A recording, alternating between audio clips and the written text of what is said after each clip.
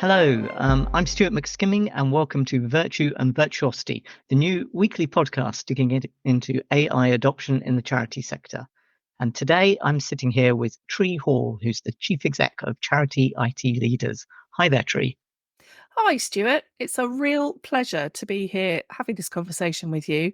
And I feel genuinely privileged to be on the first podcast that you're hosting under the new banner of Virtue Chain. Really exciting. Well, thanks.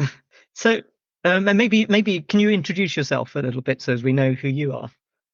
Oh, yes, thank you. So I'm Tree Hall, as you said, I'm the Chief Exec of Charity IT Leaders. And for those who don't know, we are ourselves a charity and we support other charity and not for profit organisations in getting the best out of their digital technology and IT estates. And we do that really by having a fantastic community of people who come together for meetings, webinars, conversations, therapy sessions, you might say, but really it's just about learning, sharing each other's experiences, and enabling organizations to do more and achieve more with the very best in technology. That's great, and I'll just say I know a little bit about charity IT leaders as well as I sit on the board of trustees of the organisation. You do indeed, and it's great to have you now as a trustee because you've been a member for many, many years, haven't you? Under different hats of VSO, Shelter, and more recently British Legion, where you were CIO for some years. So you've got a lot of experience of sitting on that side of the fence, and I'm excited to see how you're going to translate that into your new venture at Virtue Chain. I think it's going to be a really exciting journey. So tell me though, I'm going to switch, I'm going to interview you now. Tell me more about this podcast. Where did the idea for this come from? And what do you want to achieve from it? Because I know this is the first in a series, isn't it? That's right. This is going to be an ongoing series. So it's really around AI, and I've noticed that with everything that's going on at the moment, there's a lot of information out there. Some of it good information, some of it bad information, some of it conflicting, and some um, potentially quite difficult for charities. And the thing that's particularly worrying me is when I think back about if we think back about 10 years back to about I think 2015, 2014, something like that, when GDPR came along. And at that point, there was something going on in the world where data was becoming really critical to how organizations worked. And charities struggled a bit. Quite a few charities struggled because they had conflicting aims. There were the benefits they could get from data, but there was at the same time around that sort of time GDPR came along, and charities took a very risk-based approach to how they could handle personal data, which at the time was very much the right thing and very very important that charities did that. But the downside of that was that they fell behind a little bit. A lot of them fell behind in how data was being handled and getting the benefits from that data. So they were very strong on the risk management around data, but in terms of actually getting really strong data platforms, they didn't get those benefits. And I worry that similar things could happen with AI. That the balance of risk around what can happen with AI versus benefits that charities can get from AI um, could get out of balance, could leave the charity sector struggling to adopt AI at the rate that the private sector is. And so out of all of that, I had the idea that it would be great if I talked to a few of the people who I knew around the industry who could give some really good examples of case studies of things that are going on within their charity, what they're doing around AI, what their approach to it is, what they're thinking all around strategy and roadmaps, and how they see that they can make a success out of it. And I'm really hoping that this will be useful for charity IT technology people, but also I think it'll be useful for leaders within charities and trustees and people who are trying to understand how charities can get the most out of the technology. And finally, the final audience for this is really some of the smaller charities, the ones who don't necessarily have the IT expertise to deliver big change programs themselves, but nevertheless want to get onto taking advantage of AI. So it's really to share some information with them. That sounds amazing. I'm excited for this as a series of podcasts because I think hearing from the people who are at the coalface of delivery is vital in making sure that other organizations can benefit from their expertise and learnings. We hear a lot from suppliers and technology specialists about the potential benefits of AI, which are huge. Let's not deny that. But there are risks as well. And to invest in AI is expensive. It's a lot of money and time, and you want to get that right. So I think having the expertise and experience of people who are doing this now is so vital. And I'm really interested to see what comes out in these conversations. It's going to be a really good series of interviews. So uh, we'll be hearing from Caty Mueller at National Trust. What's coming up? I'm excited for this. What's coming up? So we've got quite a lot. We've got a really interesting conversation with Caty just coming up, and then in subsequent episodes we've got a few other treats, but I'm going to tell you a little bit more about them at the end. What I suggest now we do is sit down, listen to the interview with Caty, and maybe Tree, if you can stick around, and we'll have a chat about it at the end. I'd love to. Thank you, Stuart.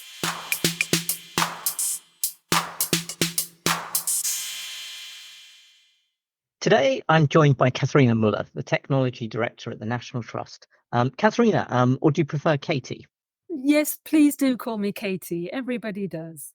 Thanks, Caty. Now, in the UK, many of us will know about the National Trust. It's a national institution. But it'd be really interesting to hear from you a little bit about the organisation and how it works. Yes, of course, Stuart. Thank you so much for inviting me to join the conversation. It's a pleasure to be here talking to you. Um, yes, I imagine many listeners know the National Trust, at least listeners in the UK have heard of it. But for those who are not so familiar, we are the largest conservation charity in Europe. We care for nature and heritage. We own 780 miles of coastline in the UK, over 250,000 hectares of land, and more than 500 historic houses, castle, parks, gardens, that kind of thing, which is one of the things that I think the National Trust is most known for. And we are a membership organization as well. So we have approaching 6 million members and over 20 million visitors to our outdoor spaces and historic houses and gardens and so on. That's fascinating. 780 miles of beautiful coastline and 6 million members, which I think that must make you one of the UK's largest membership organisations. Well, in terms of charity membership organizations, I think it is on the larger side. Commercially, I'm sure there are other membership organizations that are bigger than that. We do love our members as well as our visitors. They make such a huge contribution and obviously allow us to do what is our cause, to care for heritage and to care for nature. So we're really grateful to everybody who becomes a member or visits us. That's brilliant. I know generally never a month goes by when I don't find myself walking around a National Trust site with my kids. They may or may not be so happy about being taken around, but I certainly enjoy being in the outdoors. In terms of your role, Caty, whereabouts do you fit in? How do you fit into the bigger picture? I am technology director, so I work in the IT team, and my role is in other organizations, it would be described as CTO role. I work mostly on the planning side, projects, change, making that happen, as well as the architecture side of things. And innovation is a topic that is in that change side of the organization as well. And it's probably no coincidence you're my first guest on my podcast, Caty, because I love chatting to CTOs. Having started out myself as a developer, I'm really into talking about tech type things. So this is going to be a bit of a pleasure, I think. Yeah, and it's so exciting right now at the moment, with so many new technologies engendered by that step change that we are making with AI. Obviously, no day goes by where we're not talking about how AI might bring us forward. Of course, it's not the only show in town, but it gets people so excited, doesn't it, on what it can do for us. Well, yeah, it does. It does get people excited, definitely, which can be a double-edged sword. In terms of technology rollouts and in terms of using technology in organizations, it definitely means you don't have to push uphill in getting the people on board with what you're doing, and in terms of adoption. But it also leads to a lot of how shall I say this? It leads to a lot of internal experts, people who have varying levels of skills and knowledge. So in terms of AI, do you know how widely it's used in the National Trust? One of the things I'm always fascinated by is how well IT departments are keeping track on things, how much they know about AI usage within the charity. Particularly, I'm thinking about the tools that you can just freely access, things like ChatGPT. It's a really interesting question. I have lots of conversations with people that are keen to try the new tools. Some of them self-help with the free tools that are out there and available. And obviously, we try as an IT team to make people aware of the pitfalls of using those free tools so we don't fall into that trap of losing our data or intellectual property by mistake. I'm quite pleased that people are so interested in it. It helps to drive the adoption.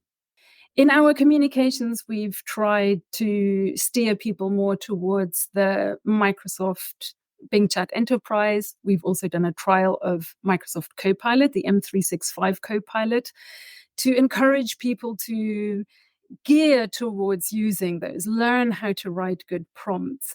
But I don't think that we have really wide adoption for work purposes where there is consistent use across the organization.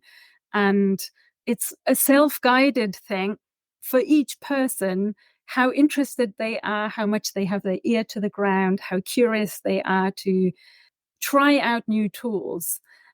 We have formed a working group for AI topics, so we are directing our exploration of AI tools through that working group to discover use cases, but also to try to put some of the governance and frameworks around, like discovering our ethical framework around it, or the changes we need to make to our acceptable use policy, for example.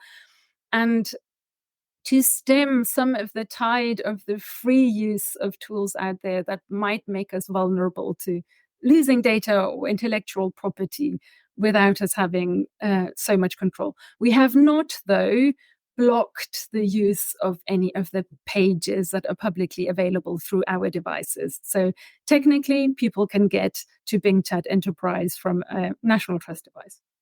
That sounds a really good approach. I was wondering now, a bit of a tough question, but if you had to rate the National Trust in terms of red, amber, or green on AI adoption, where red is absolutely no way, I won't touch it. Green's full steam ahead, we're adopting it, and we have a strategy and products we're trialing. Amber is probably dipping the toe in the water. Whereabouts would you put yourself?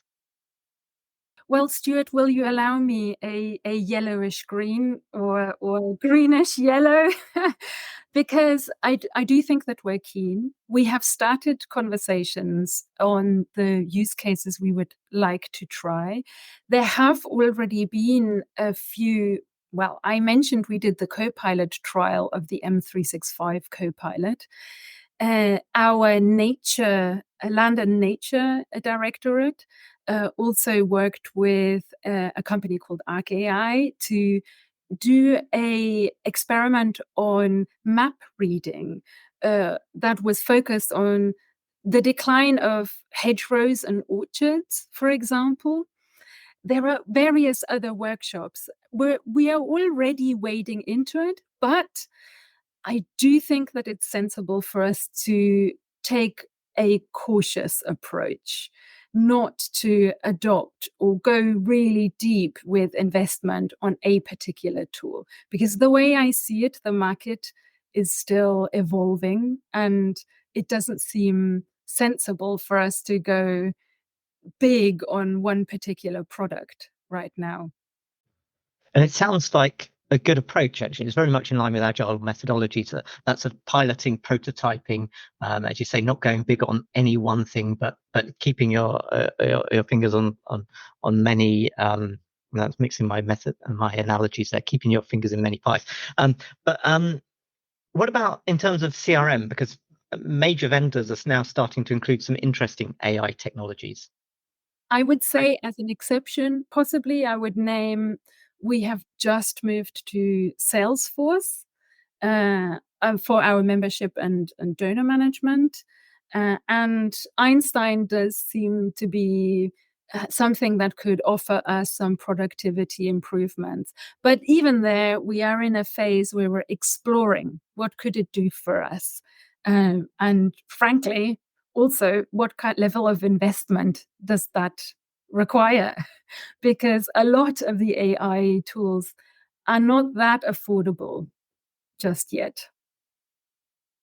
Yeah, the cost is often quite a big thing, isn't it?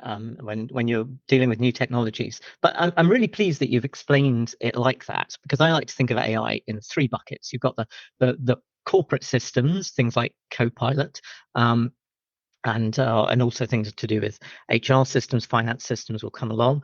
Then you mentioned fundraising, marketing, and supporters, which for your members, which is very much driven by big vendors like Salesforce and their Einstein AI product. And then thirdly, you've got things that impact on the aims of your organization. And I absolutely loved your example all around the hedgerow density, which I remember seeing in the news about a year ago, where you're using AI to identify changes in the hedgerow density. It's absolutely fascinating. And I think those examples around the aims of the organization, that's where the really exciting examples come. But I guess also the biggest caution, because it's where you get to innovate, and it's where those sound principles, your policies, your governance groups can really help. And I'm seeing that charities are having challenges in keeping all of those different work streams coordinated when you're looking at the lots of different things being brought into the organization, some through fundraising, some through various different bits of the organization. And at National Trust, it sounds like you've got that AI panel, which is helping coordinate things, but you've also got the pilots, which are pushing ahead, such as your co-pilot trial. And then you've also got things you're bringing in through procurement. I guess I sort of muddled through a bit of a description there, but can I dip into a bit of a question around coordination? And if you have that lead on coordination, if there is that centralized effort and strategy, is there a single group? Is that the AI group? Is that what's working as the coordination group? I hope so. We have formed that AI working group from people across the different areas of the organization, trying not to make that a tech thing only, realizing that we have to work hand in hand with all of the different interested parties. And I think because AI has such promise for so many different applications of the technology, it is really important that we try to include everyone and explore use cases in so many different areas. So nature conservation and biodiversity and sustainability and climate change, for example, as well as visitor experience and helping our members and our visitors to have the best time possible.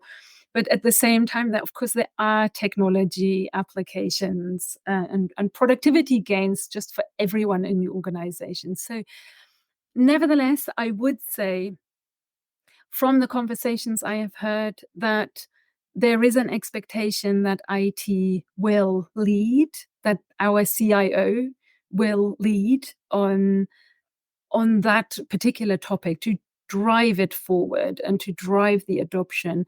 So I think it's two-pronged.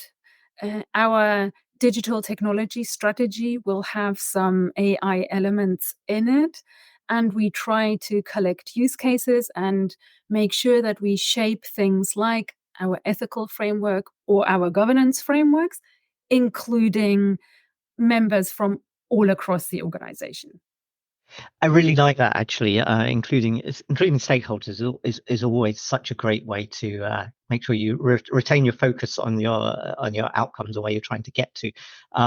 And it actually, the entire thing sounds a very considered approach and something that large organizations have the capacity to do, rather than just leaping into things. That you're able to take that step back to work out how you can incorporate it into strategy and to start developing roadmaps and planning coordination, developing the governance groups, and your policies and your procedures, which are all the things which you're describing here that the National Trust seems like you're in a really good place for moving forward on. Now, I guess probably a final question here. Something I love to do when I talk to tech people is to put them on the spot and get them to make some predictions about the future. And given we've been talking about AI, where there's a lot going on here, it's interesting, I think, to hear what your hopes and fears about what could be around the corner would be. Oh, Stuart, gosh, predicting the future right now, who knows what we will think when we listen to this podcast again in even 2 years' time. It could all be different. I think, well, my hopes, is that AI tools will become more affordable so that we all have access to them. And I know that there's free tools, but there's quite a gulf between free and paid for tools. There is a bit of dilemma, I think, especially for us as a conservation charity, on the sustainability of using those tools. AI consumes a lot of power, and I haven't yet heard that there is a green version of it, like there is more for the cloud computing side of things.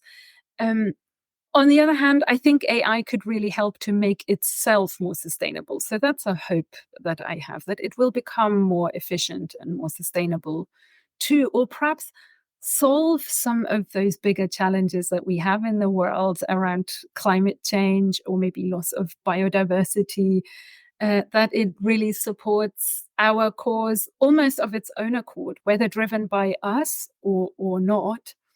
Some of the fears I have around it would be the sophistication of cyber attacks in private life for my family and friends, but also for work and what it means for the National Trust, and whether charities perhaps become an easy target if they struggle to keep up with the innovations around AI.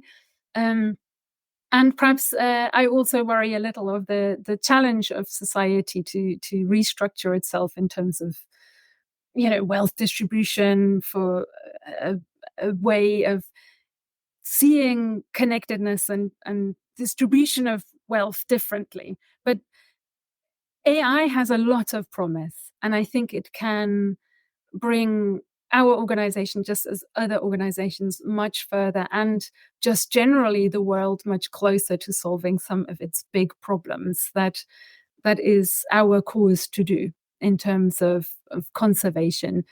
But we have some learning to do to actually start using those tools as a company, as an organization, and as a society, I think. So watch this space. I think we've got some very exciting 2, 3, 4 years ahead.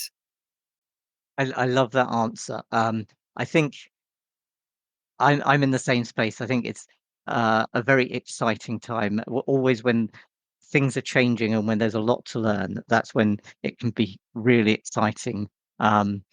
I think there are a lot of challenges. The sustainability point, I know that's you mentioned sustainability and affordability, and I think those are two areas that worry me. The affordability that not-for-profits and charities could get left behind. I know I've seen lots and lots of data all around adoption of AI across different sectors, and the charity sector, third sector, does lag behind in terms of the adoption. I know that, and that's a lot to do with the affordability, but also the reason, I think the reason in terms of the cost is there is because of the huge compute power that is required for if you just go on to Copilot and ask it to generate an image, and you just sit there for half an hour generating a whole load of different images.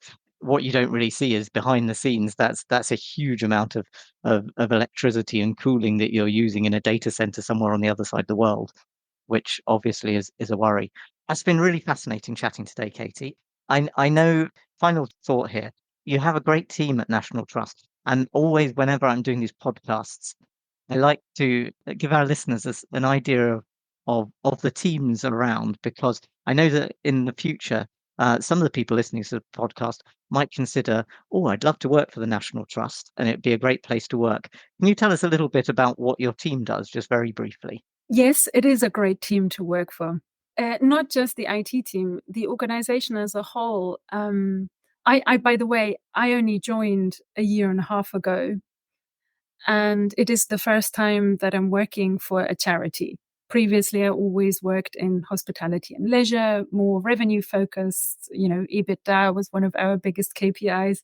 So it's a real learning for me to refocus on things that are really important other than money. And in a way, I think it builds a particular positive outlook that I sense in the organization. And we have got roles open, by the way. So please do. I would encourage anybody listening to have a look at the roles open, and welcome you warmly into our team. You asked me to describe a little bit what they do. Well, a lot of what the National Trust does is very similar to what I did in previous organizations.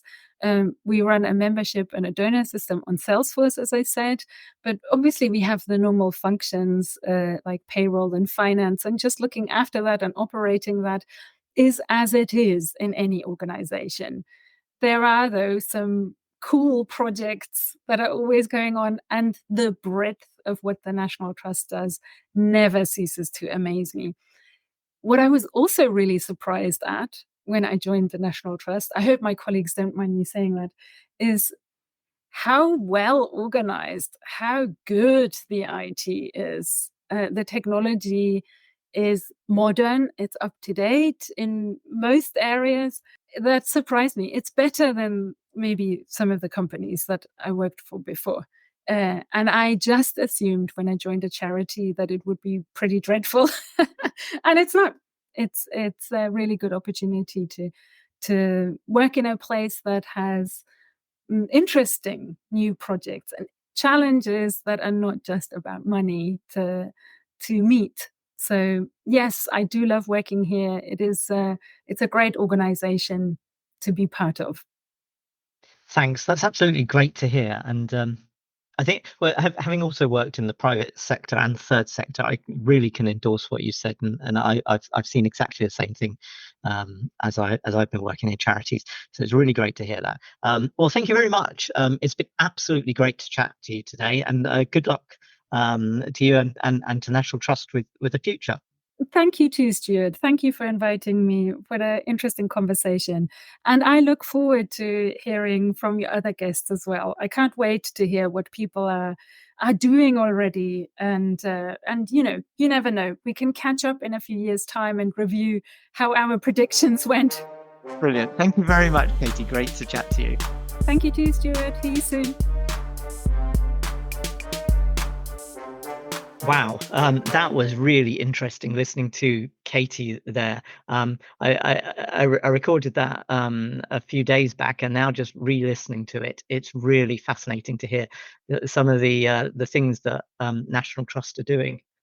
Absolutely. She covered an awful lot in her interview with you. Lots of great stuff. And I mean, firstly, I have to say the National Trust is a national treasure. So I think starting off the podcast series with them is an absolutely brilliant move. Um, one of the things that Caty said, which I found really interesting, was their approach to AI adoption, which isn't to go wholesale down this route of investing heavily in a single product or platform, but really to be very risk balanced in their approach, to explore what's out there. And given that the technology is still so new and that products and platforms and so on are so newly developed, to not wholeheartedly throw in with one particular pathway, I think is a really pragmatic approach, because so many things are going to change so quickly with this technology. And there is a risk that if you go full pelt down one particular route, that it might not be the right pathway for you. And so I find that fascinating and really encouraging that that's the pathway that they're taking. And I think that's a good approach for an awful lot of organizations. What were your thoughts on that, Stuart? Does that resonate for you as well? It's something that I've heard from other organizations as well. The approach of piloting and prototyping and trying lots of things, I think, is really relevant in this scenario, particularly the sort of agile approaches. Because what if you picture the other way, if you're going to create some grand AI program, you would create, you go through, you work out what your aims were, you pull together this grand AI program, and maybe have a 3-year rollout of it across the organization. But of course, that's going to be ridiculous, because in 3 years' time, the world will be very, very different to where it is now. And so it's really important that organizations are agile in what they do and try and scope any work they're doing to allow it to flex, and to accept that 6 months from now, a year from now, 2 years from now, the landscape will have changed quite a lot, but that they've managed to work in a way that they are able to get benefit quickly from tools and then flex their approach as things move on. Absolutely. And of course, the use cases for AI are still, we're still exploring those. And Caty talked about that as well. And I think again, the approach of working with colleagues right across the organization is such an important one, because there's a risk that the adoption of AI, that the potential of AI could be seen as falling entirely on technology teams. And while technology teams undeniably have a significant role in it, they they cannot know all the potential use cases. They cannot know how AI can improve and make a difference in certain areas. And so working cross organizationally is so, so important to understand the breadth of opportunity, but also to ensure that when you do make decisions about implementing AI solutions, that the adoption across the organization is really, really positively received. Yeah. Um, it's funny because it's a complete combination of data and digital and transformation and technology, all married together with business change and trying to get the adoption to really work. So you're totally right. It can't just be left to the IT directors out there. It's got to be an organizational approach, and it's got to be embedded within the organizational strategy if it's going to succeed. I'm going to stop there because we've talked quite a bit. It's been quite fascinating. I just want to give a plug for next week. We've got John Fox from the Alzheimer's Society talking to us, and he's going to tell us a little bit about how they're using AI for transcription. He's got a really interesting case study. So I think at that point we'll leave, because it is a bank holiday weekend coming up, and I'm sure everyone's keen to be out there in the great British sunshine of an early May bank holiday weekend. Thanks ever so much for inviting me on, Stuart. It has been brilliant. Good luck with the rest of the podcasts. Thank you very much, Tree, and I'm sure we'll have you back again at some point. Thank you very much.